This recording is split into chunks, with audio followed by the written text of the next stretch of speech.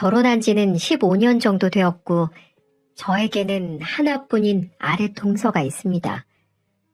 제가 정말 아끼고 소중하게 생각하는 동서인데, 얼마 전에 기막힌 일이 하나 일어나 그 이야기를 해보고 싶어서 이렇게 사연을 쓰게 되었습니다. 남편 동생, 그러니까 저에게는 도련님이죠. 도련님이 남편보다 많이 어린 늦둥이인데 젊은 아가씨랑 속도 위반을 하는 바람에 1년 반 전쯤에 좀 급하게 결혼을 했어요. 덩달아 저도 하루아침에 어린 손 아랫동서가 생기게 되었죠. 서방님은 30대 초반, 그리고 동서는 20대 후반의 어린 나이였지만 자신들의 행동에 책임지려는 모습이 기특했습니다. 흔한 젊은 사람들처럼 쉽게 아이를 지워버린다거나 포기해버리려는 생각을 하는 게 아니라 끝까지 책임지려고 하는 모습이 대견스럽기까지 했죠. 나라면 저럴 수 있었을까 하는 생각도 들었고 말입니다. 사실 평범한 20대 후반의 아가씨들 같으면 자기 치장하느라 바쁘고 놀러 다니기 좋아할 텐데 동서는 달랐어요. 결혼식도 생략하고 시집살이를 자처했습니다. 아이나 키우려면 아끼고 모아야 된다고 자기가 20대 청춘 다 바쳐 번 돈 2천만 원을 고스란히 들고 시집와서 알뜰살뜰하게 살림을 시작하더군요. 결혼 초엔 도련님이 작은 중소기업에 다니고 있어서 생활이 그리 어렵지 않았던 것 같아요. 200만 원 정도의 적은 월급이었지만 동서가 파트타임으로 집안 마트에서 아르바이트를 하며 어머니를 모시고 사는데 문제가 없었죠. 그런데 문제는 동서의 배가 불러올 때쯤부터였습니다. 임신 6개월 차에 접어들었을 때였어요. 결혼한 지는 채 3개월도 되지 않은 시점이었죠. 도련님이 회사 사정이 안 좋아져 일을 그만두게 되었다고 했어요. 직원들 월급 주기 힘든 상태까지 간지라 도련님은 결국 일을 그만두게 되었고 한동안은 동서가 벌어오는 수입으로 생활을 해야만 했습니다. 그런데 그 이후 도련님은 좀처럼 일할 생각을 하지 않는 거예요. 갑자기 직장을 구하는 눈높이가 높아져서는 어디 알아주지도 않는 작은 회사에는 들어갈 생각을 안 하는 겁니다. 처음에 저희는 이해를 했어요. 왜냐하면 한 번 작은 회사에서 월급도 못 받고 일을 그만둔 적이 있었던 터라 좀 더 안정적인 회사를 알아보려나 보구나 그렇게 생각하고 말았죠. 하지만 3개월, 6개월이 지나도록 계속 일을 알아보고 있다는 핑계만 대고 매일을 백수신세로 지내고 있으니 동서 마음은 하루하루 마음이 편치 않아 보였어요. 그렇다고 연세 많으신 어머님 보고 일을 하라고 할 수도 없는 노릇이고 사지 멀쩡한 도련님이 일은 안 하고 저러고 있으니 결국 동서가 가장이 될 수밖에 없었습니다. 배는 부를 대로 불러있는데 세 식구 먹고 살려니 파트타임으로는 수입이 부족할 수밖에 없었죠. 결국 동서는 집 근처 식당에 설거지 아르바이트를 나가기 시작했습니다. 아침 10시부터 저녁 10시까지 꼬박 12시간을 서서 일해야 하는 고된 일이었죠. 그런데도 동서는 불평 한마디 없었습니다. 녹초가 되어 퇴근하고도 손 하나 까딱하지 않는 도련님. 시어머니가 어질러 놓은 집 치우고 설거지하고 다음날 식사까지 챙겨 놓으면서 그렇게 열심히 살았어요. 제가 도와주려고 해도 집에 거리가 있다 보니 마음만큼 많이 도와주기는 어렵더라고요. 그래서 종종 전화로 안부를 묻고 동서 용돈과 시어머니 용돈을 조금씩 보내곤 했습니다. 동서, 요즘 많이 힘들지? 아, 형님, 뭐 괜찮아요. 이제 예정일 얼마나 남았더라? 2달 반 정도 남았어요. 아유, 이제 배도 많이 나왔겠다. 안 그래도 사람들이 쌍둥이냐고 자꾸 물어봐요. 병원에서도 애가 좀 크다고는 하는데 벌써부터 겁나요. 형님은 형식이 어떻게 낳으셨어요? 전 벌써부터 이렇게 무서운데. 정말 대단하세요. 다 닥치면 하게 되는 거지 뭐.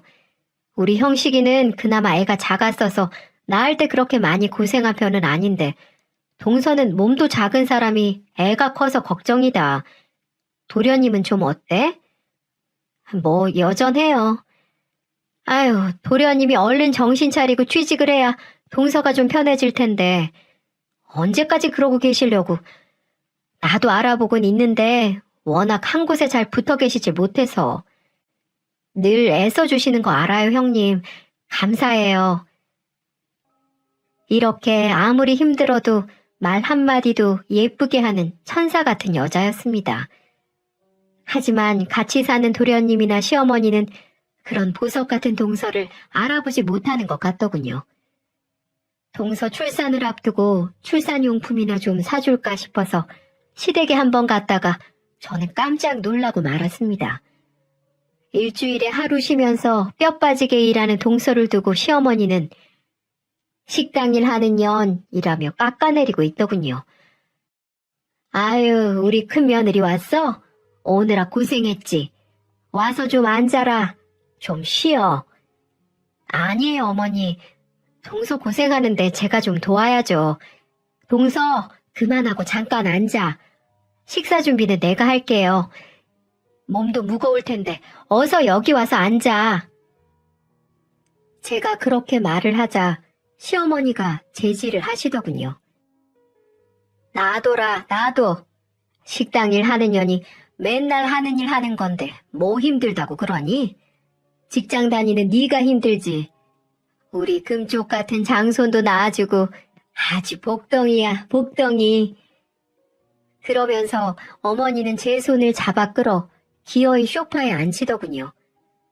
동서는 너무나도 익숙하게 제게 형님, 앉아서 쉬세요. 음식 준비 끝나요.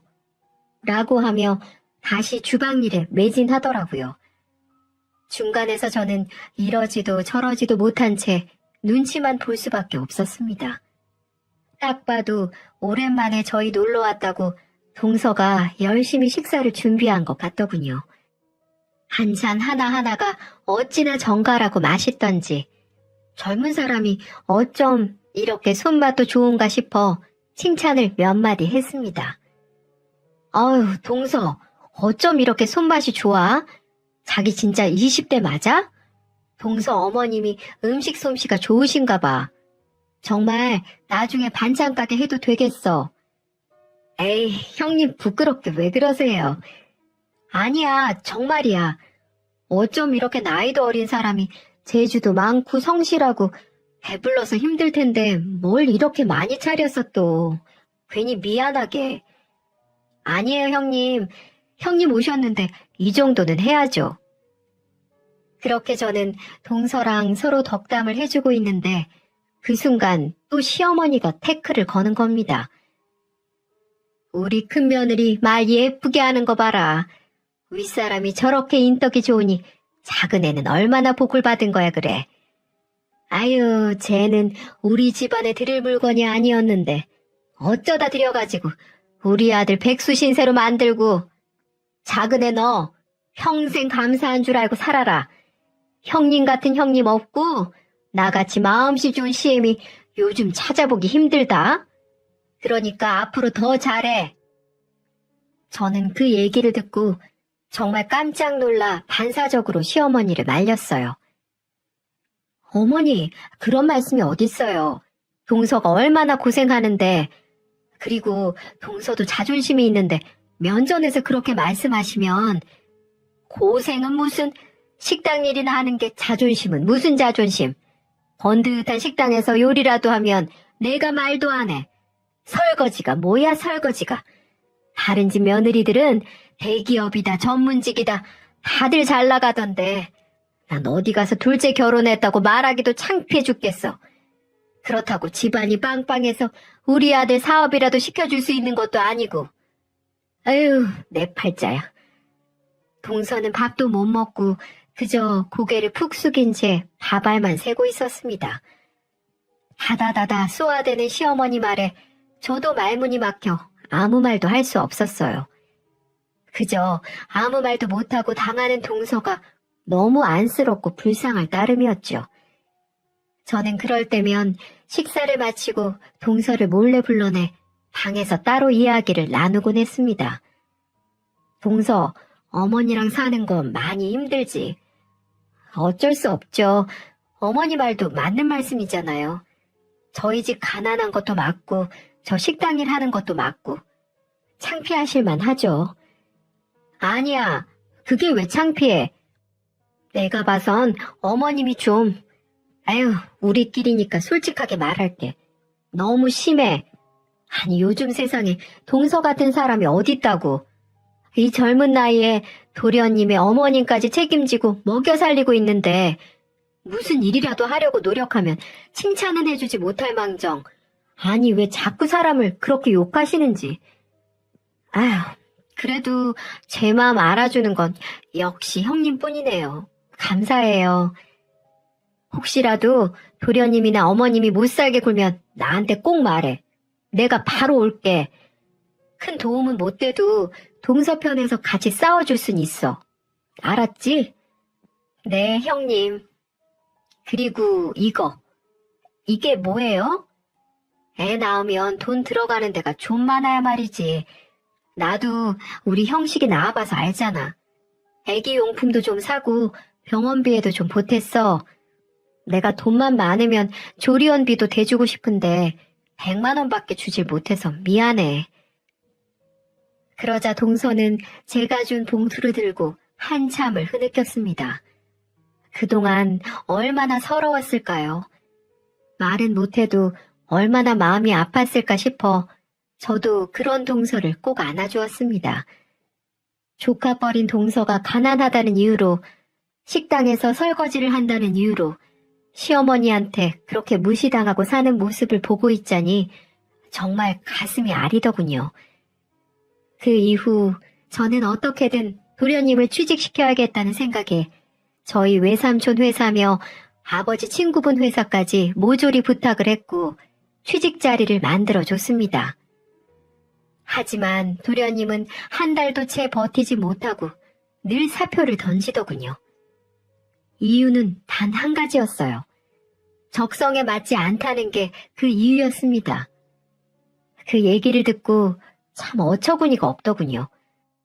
요즘 세상에 적성에 꼭 맞는 일을 하는 사람이 도대체 몇이나 있을까요? 다들 어떻게든 살아보려고, 어떻게든 가정을 지키려고 적성에 맞지 않는 일을 하는 사람이 태반인데 곧 태어날 아이도 있으면서 저런 식으로 일을 그만둬버리니 도련님에 대한 실망도 큰 것이 사실이었어요. 그 사이에 동서는 아이를 낳았습니다. 예쁜 동서 얼굴을 쏙 닮은 딸아이였죠. 아이가 태어난 그날도 시어머니와 도련님은 한결같았습니다.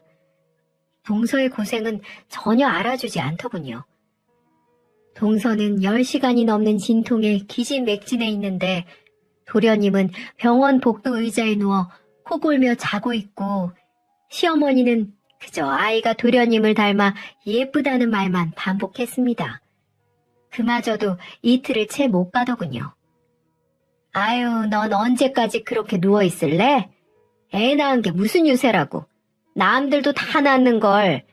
지금 우리 집에 일할 사람이 너밖에 더 있어? 나 때는 애 낳고 그날로 밭에 나가서 고추 따고 그랬어. 허질로 누워있지 말고 빨리 일어날 생각을 해야지.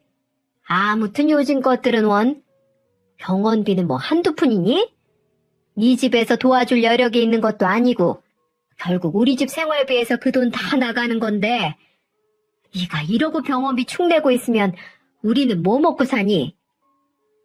옆에서 듣던 제가 다 서럽고 기가 막히더군요. 애 낳은 지 이틀밖에 안 된 산모한테 그게 할 소리인가요? 제가 너무 화가 나서 처음으로 시어머니 앞에서 큰 소리를 냈습니다. 동서, 행여나 일찍 퇴원할 생각하지 마. 애 낳고 관리 잘못하면 정말 평생 고생한다. 병원비 필요하면 내가 좀 보탤 테니까 병원에 입원해 있는 동안만이라도 마음 편하게 있어. 조리원도 꼭 가고. 아유, 애미야. 조리원은 무슨 조리원이니? 호강에 겨워서 요강에 뭐 싸는 소리 한다더니 아들도 아니고 기집애 낳아놓고 무슨 조리원이야. 병원에 있는 건 뭐 네가 도와준다니 내가 별말 안 하겠다만 조리원은 안 된다. 절대 안 돼. 거기가 얼마나 비싼데? 그 말만 남기고 시어머니는 병실 밖으로 휙 나가버렸습니다. 시어머니가 나가고 난 뒤 동서는 또 울더군요. 그런데 평소와는 조금 달랐습니다. 평소엔 그저 주눅 들어 서럽게 우는 모습이었다면 그날은 눈에 핏발이 잔뜩 서가지고 시어머니가 떠나간 자취를 노려보더군요. 무언가를 다짐하고 있는 사람처럼 말이죠. 동서는 그리고 며칠 뒤 퇴원했습니다. 친정으로 가 2주를 겨우 쉬고 돌아와서는 곧바로 다시 식당 일을 나가더군요.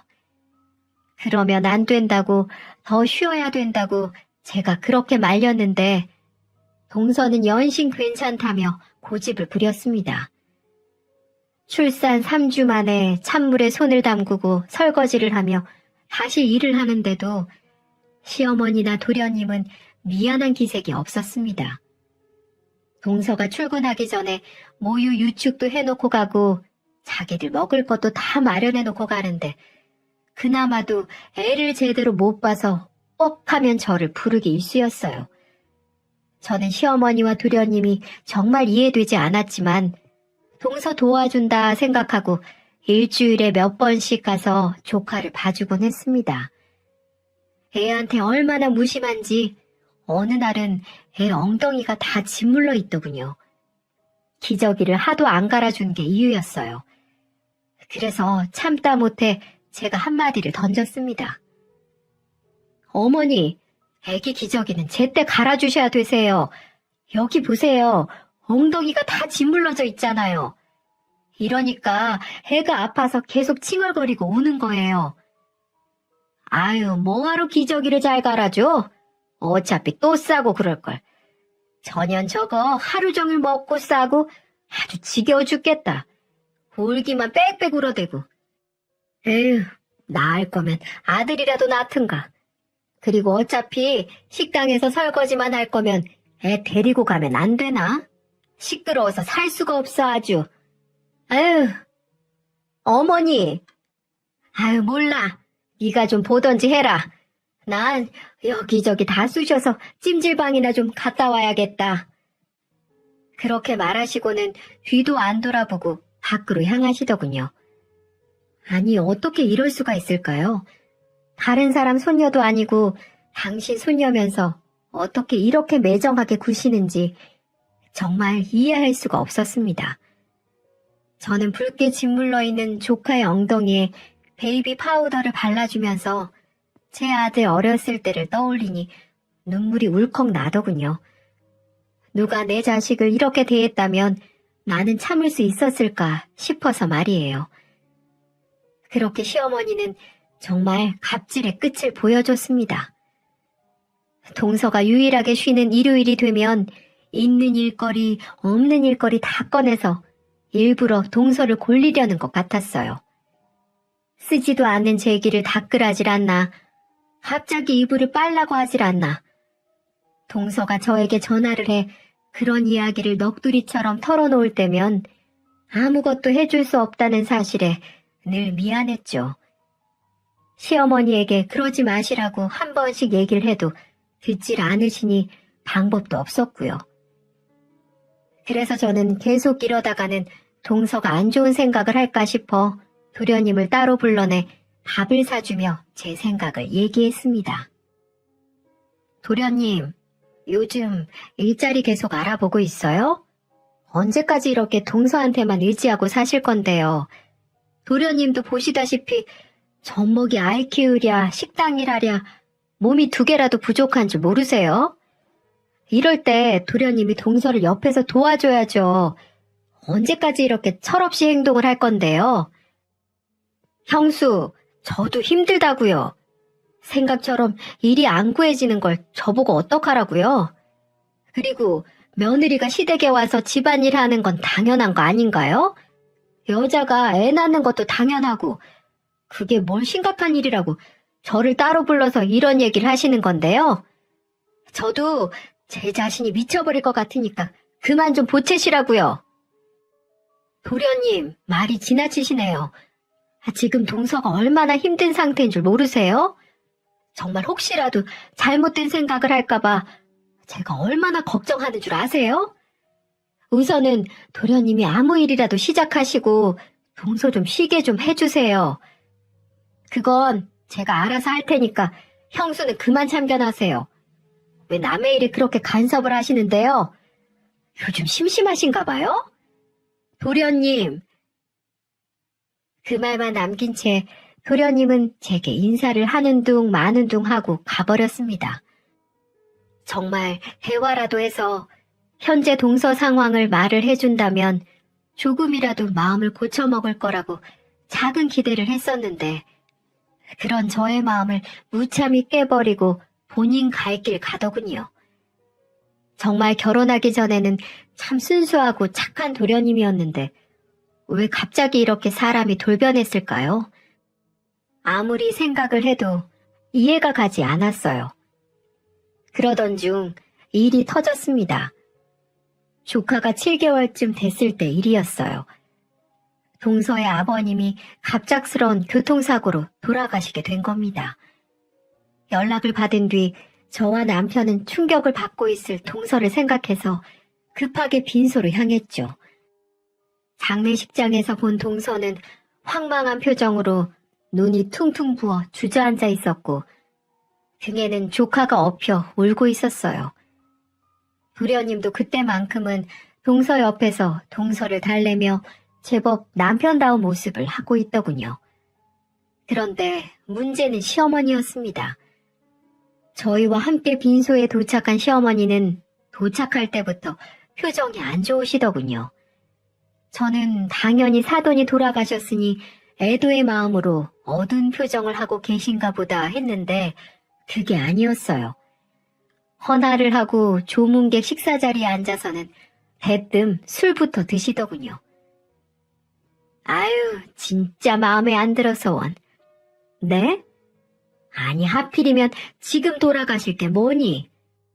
쟤네 집안 찢어지게 가난한 거 모르는 것도 아니고 자식이 쟤 말고 또 있는 것도 아니고 결국 이 장례 비용도 다 우리가 책임져야 되는데 꼭 장례를 3일씩이나 해야 되니? 아니, 그리고 화장도 그래. 그냥 어디 바닷가에 뿌리면 되지. 뭘 또 납골당에 모신다고 돈을 쓴다니. 진짜 하나부터 열까지 마음에 드는 구석이라곤 하나도 없어. 저는 주변 눈치를 보며 시어머니에게 목소리를 낮추시라고 말씀드렸습니다.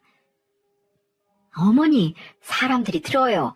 목소리 좀 낮추세요. 내가 뭐 잘못 말했니? 사실이 그렇잖아, 사실이. 어머니, 아무리 그래도 장례식장인데 동서 생각도 좀 해주셔야죠. 지까지 걸 뭘 생각하고 말고야. 야, 둘째야. 시어머니는 조문객들을 맞이하고 있는 동서를 굳이 큰 소리로 부르시더군요. 네, 어머니, 부르셨어요? 예, 어차피 장례식 할 거면 좀 싸고 맛있는데 좀 고르지. 육개장 맛이 이게 뭐니? 싸구려 맛이잖아. 아유, 됐다. 가서 편육이나 좀 가져와봐. 먹을 거라곤 그것밖에 없네. 동서는 작게 한숨을 푹 쉬더니 곧 사라졌습니다. 그리고는 양손에 편육 접시를 들고 다시 나타났죠. 여기요. 그러자 시어머니는 동서가 가져온 편육을 한 입 먹더니 동서 상복에 휙 던지는 게 아니겠어요? 아유, 맛없어. 사람 없다고 아무거나 막 갖다 둔 거야? 아무리 손님이 없어도 그렇지. 아유, 너희 어머니는 도대체 어떻게 사셨길래 남편이 죽었다는데 손님이 이렇게 없니? 이래가지고 부조금이나 들어오겠어? 부조금이라도 들어와야 장례 비용이 좀 줄 텐데 이래가지고는 우리 집이 온팡 다 뒤집어 쓰게 생겼잖아. 이래서 가난하고 못 배운 것들이랑 상종하면 안 되는 건데. 어찌 집에 사람 하나 잘못 들여가지고 돈 나갈 일만 줄줄이 생겨. 그러더니 시어머니는 벌떡 일어나 화장실로 향했습니다. 그리고 잠시 후 돌아왔고 그때까지 바닥을 보며 주먹을 부들부들 떨던 동서는 갑자기 시어머니를 불러 세웠습니다. 그리고 시어머니가 동서 쪽으로 고개를 돌리자마자 동서의 팔이 풀스윙 하더군요. 시어머니의 고개는 반대쪽으로 돌아갔고 얼굴은 곧 붉게 달아올랐습니다. 너 이년 지금 뭐 하는 거야? 놀란 시어머니가 얼굴을 부여잡고 동서에게 소리쳤어요. 저와 남편 그리고 도련님은 깜짝 놀라 눈을 꿈뻑이며 바라볼 뿐이었죠. 지금까지 당하고 살아준 건 우리 애기 때문이었어요. 그래도 어떻게든 가족은 지켜야 하니까 아빠 없는 자식 만들고 싶지 않아서 애 할머니니까 그래도 예의는 지켜야지 끝까지 참아야지 했어요. 근데 이제는 도저히 안 되겠네요. 뭐야? 뭐가 안 돼? 이년이 지금 뭐라고 씨부리는 거야? 식당에서 설거지나 하는 천한년이 어디를 감히? 네, 저 식당에서 설거지나 하는 천한 기집애 맞아요. 근데 그 천한 일에서 번 돈으로 당신이 그동안 먹고 사셨거든요? 그 잘난 당신 아들 백수 건달되고 일은 안 하고 게임에만 미쳐 사는 동안 제가 만삭으로 불러오른 배 부여잡고 하루에 12시간씩 서서 설거지하면서 그렇게 번 돈으로 먹고 살았다고요. 그럼 최소한 고마워는 못해도 미안해야 되는 거 아닌가요? 미안하기는 뭐가 미안해. 자식이 돼가지고 부모 먹여 살리는 건 당연한 거지. 뭐 대단한 일 했다고 공치사를 바래? 그래요? 네, 알겠어요. 그럼 그 하찮은 일 저는 더 이상 안 할 테니까 어디 둘이 잘 먹고 잘 살아보세요. 형님도 저 좀 도와주세요. 도와주실 거죠? 갑작스럽게 모든 시선이 저에게 쏠렸어요. 저는 당황했지만 이내 마음을 굳게 먹고 대답했죠. 동서. 난 동서 편이야. 아니, 얘 큰애야. 어머니, 제가 몇 번이나 말씀드렸잖아요. 동서만한 사람 없다고. 동서 진짜 고생 많이 했어요. 저렇게 젊은 사람이 굳은 일 마다하지 않고 도련님이랑 어머니 먹여 살리려고 가장 노력까지 했는데 어머님이 너무하셨어요. 저도 당분간은 어머니 도와드릴 생각 없어요. 죄송해요. 그러자 시어머니는 갑자기 뒷목을 잡더군요. 동서는 그런 시어머니를 장례식장 밖으로 끌어내며 소리쳤습니다.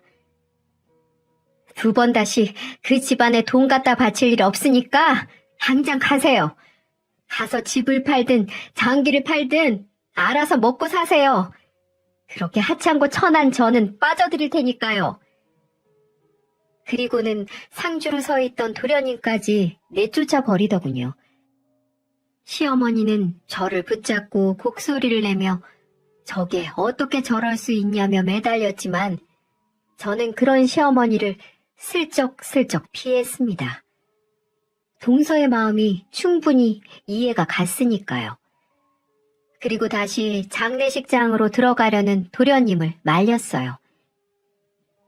도련님, 저 좀 봐요. 왜 그러세요, 형수님? 동서 말 틀린 거 하나도 없어요. 지금 다시 들어가 봤자 좋은 소리 못 들을 거고 동서 속만 상할 거예요. 그냥 지금은 어머니 모시고 집에 가셨다가 내일 다시 동서 만나보든지 하세요. 동서랑은 제가 또 얘기해 볼게요. 그렇게 도련님과 시어머니를 제 남편 차에 태워 함께 서울로 올라갔습니다. 그리고 전 집으로 돌아와 도련님에게 장문의 문자 한 통을 보냈죠. 지금 동서 옆에는 누구보다 도련님 역할이 중요하다. 한 가정의 가장의 무게가 무거운 건 알지만 지금껏 동서가 시댁에 했던 걸 생각해봐라. 지금 마음 고쳐먹지 않으면 그런 착한 동서랑 이혼할 게 분명하다. 여자는 한 번 마음을 떠나면 돌아오지 않는다. 등등 이런 장문의 문자를 보내며 어떻게 처신할 건지 깊이 생각해 보라고 말을 해주었습니다. 그리고 다시 다음날 도련님과 함께 다시 장례식장으로 내려갔습니다. 동서는 하루 사이에 더 퀭한 몰골이 되어 있었고 저를 보자마자 눈물을 터뜨렸습니다. 많이 힘들지. 그래, 많이 힘들 거야. 울어. 울고 싶은 만큼 울어. 다 울고 털어낼 수 있으면 그 눈물이 얼만큼이든 내가 다 받아줄게. 그런 동서를 안절부절하며 쳐다만 보던 도련님은 무릎을 꿇고 빌기 시작했죠. 제가 장문의 문자를 보낸 게 통한 걸까요? 여보, 내가 잘못했어. 내가 그동안 너무 내 생각만 하고 당신은 전혀 배려를 안 한 것 같아. 이번에 정말 느꼈어. 장례식장에서 울고 있는 당신의 모습을 보니까 나 정말 나쁜 놈이더라. 정말 미안해. 그러자 동서 역시 눈물을 그치고 대화를 이어나가더군요. 저는 두 사람이 편하게 이야기할 수 있도록 조카를 데리고 잠시 자리를 피해 주었어요. 그래도 장례식장이 워낙 좁은지라 소리는 다 들리더군요.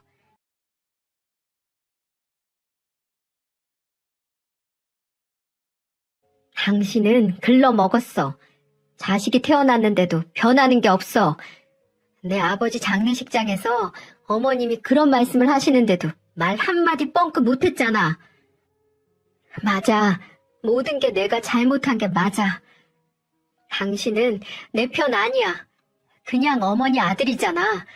난 그런 사람이랑 더 살 자신 없어. 아니야. 나 당신 편이야. 내가 그동안 표현을 못했을 뿐이야. 나도 가장으로서 잘하고 싶은데 생각만큼 내 뜻대로 되지 않으니까 자꾸 삐딱하게 나간 거였어. 정말 미안해, 여보. 이제는 당신만 보고 살게. 우리 딸이랑 당신만 생각하고 열심히 살게. 그러니까 한 번만 더 기회를 줘. 그렇게 도련님은 계속 매달리고 동서는 계속 쳐내며 한참을 실랑이를 하다가 결국 동서가 도련님을 다시 받아주는 듯 싶었습니다. 아니, 조건을 내밀며 받아주는 듯 했어요. 나중에 들어보니 첫째, 가장으로서 남편으로 역할을 충실히 할 것. 둘째, 시어머니와 인연을 끊을 것. 이 두 가지 조건이었습니다. 만약에 앞으로 하루라도 이 조건을 어길 시 무조건 이혼이라는 통보를 했고 각서까지 써가며 공증까지 했어요. 물론 제가 증인이 되어 주었고요. 전 동서가 참 대단하다고 생각을 했습니다. 나 같으면 그런 도련님하고 단 한순간도 같이 살고 싶지 않을 텐데 동서는 모든 걸 용서해 주었어요. 아마도 자식 때문에 그런 선택을 하는 게 아닌가 싶었습니다. 그렇게 생각하며 도련님을 마지막으로 믿어본 것 같아요. 그렇게 그날 이후 두 사람의 삶은 완전히 달라졌죠. 장례식이 끝나고 집으로 돌아온 동서는 더 이상 이전에 나약하고 순둥순둥한 동서가 아니었습니다. 걱정스런 마음에 따라갔다가 동서의 새로운 모습을 보게 됐어요. 네가 웬일이니? 아주 안 볼 사람처럼 굴더니. 그치? 너 같은 게 뭐 우리 집 아니면 어딜 가겠니? 착각하지 마세요. 그쪽 보러 온 거 아니니까. 뭐? 그쪽? 한 달 안에 분가해서 살 테니까 그렇게 아세요.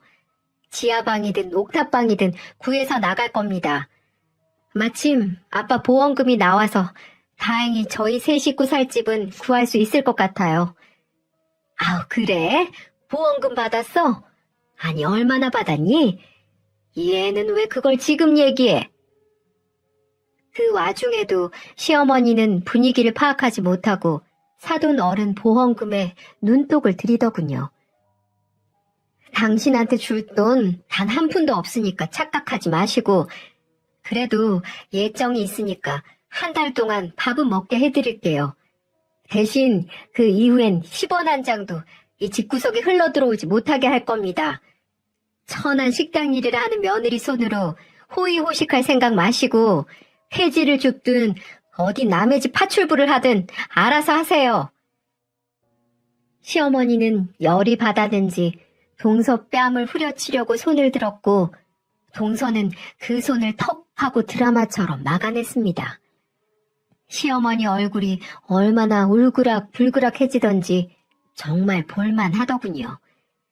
저는 속으로 동서를 응원했습니다. 사람 귀한 줄 모르는 시어머니는 호되게 당해봐야 한다고 생각했거든요. 그 후 동서는 진짜로 분가를 했고 시어머니의 생활비를 모조리 끊어버렸습니다. 시어머니는 저희에게 손을 벌렸지만 저희도 거부했죠.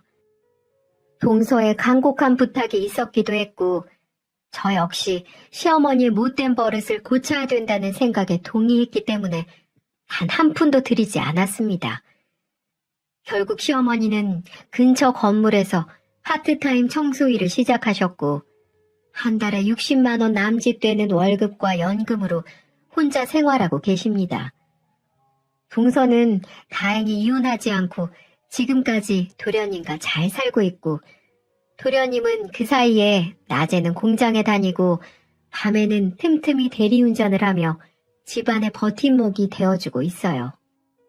놀라 보이게 바뀐 도련님을 보며 아마 이건 동서의 큰 결단이 아니었으면 이런 일이 생기지 않았을 것 같네요. 네, 맞아요. 모든 사람들은 좋은 직장, 많은 돈을 벌고 싶어 하죠.